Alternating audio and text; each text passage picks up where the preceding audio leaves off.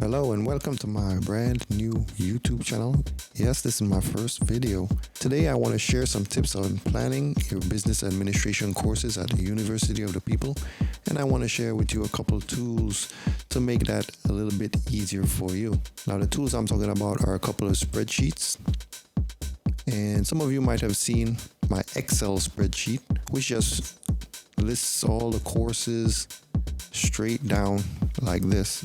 Today I want to share with you a Google Sheets spreadsheet, and this time I laid out the courses in a hierarchy of prerequisites. As you can see, as you do one prerequisite, then it gives you the option to choose other courses that depends on that course.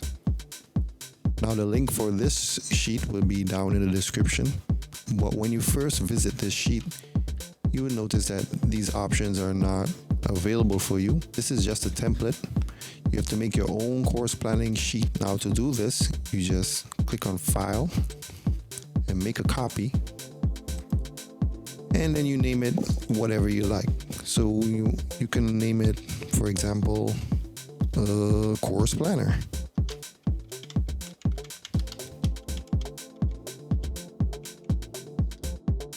Hit OK.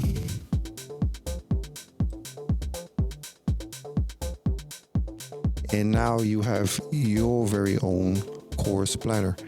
Now, as soon as you do that, the first thing you want to do is to choose these general education optional courses, which are your natural science course, your humanities course, and your social and behavioral sciences courses. For the bachelor degree, you have to choose one natural science, 2 humanities, and 2 social and behavioral sciences courses. To make it easy for you, I've listed them below. So the first thing you do, you decide for yourself. For me, I think I would like to do environmental sciences. And as you see, as I click here, it fills it in for you here. For humanities, I don't think I want to do art history, so I'll just choose the other 2 for now. For my social and behavioral sciences, I'm just going to select the first 2 for now.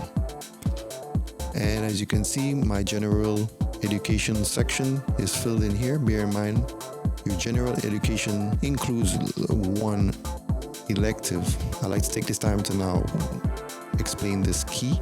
The green is a general education, meaning everyone will be doing this regardless of what your major is. The yellow are the required courses in the business major. The blue are the electives in the business major. Now what are electives?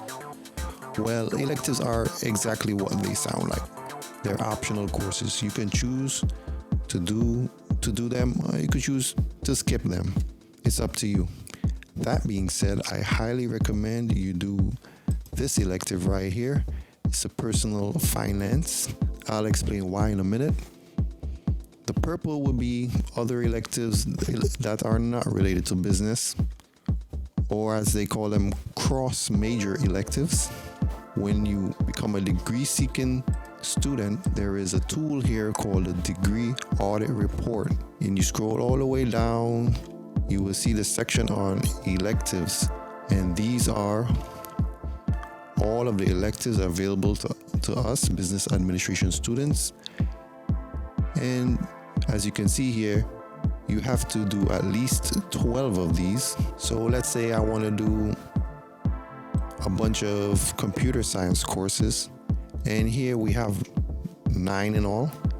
And as you can see, you don't have to do all the business courses plus 9 more electives. You can replace 3 of these and then have 1, 2, 3, 4, 5, 6.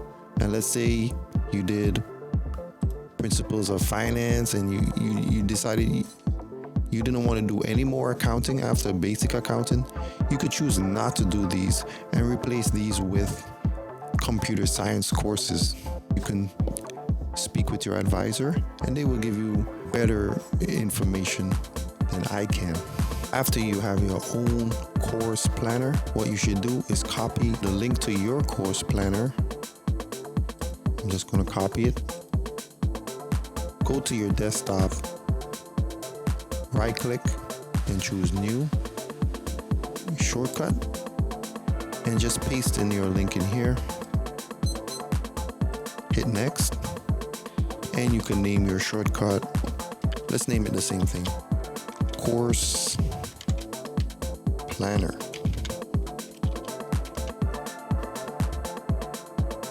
Your shortcuts icon will change to whatever your default browser is, so don't worry if yours does not look like mine. It's just a way to quickly get back to your course planner, because this is not something that you will be looking at every single day, but perhaps once or twice near the end of every term. Moving on, the courses I've listed here with the asterisks are the proctored courses, meaning that you have to assign someone to monitor your final exam. Also, I've put this little cross symbol in front of some of these courses, and these are the courses that I recommend that you do first, because when you complete these courses, you can request your associate degree, and from there you can continue to do your other courses and complete your bachelor's degree. And it would be nice to have your associate degree as soon as possible, in case, God forbid, anything happens and you cannot continue your studies. At least you have your associate degree in your hands.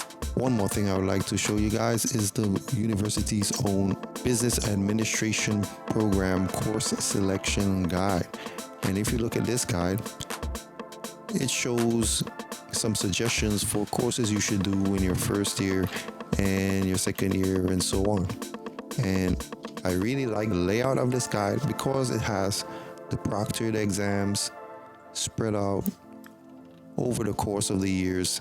And if you examine this guide, it goes along the same principles of doing only one humanity course, one social course in your first 2 years, because if you complete these courses, again, at the end of year 2, you have finished everything you need to do to get to request your Associate of Science degree from the university.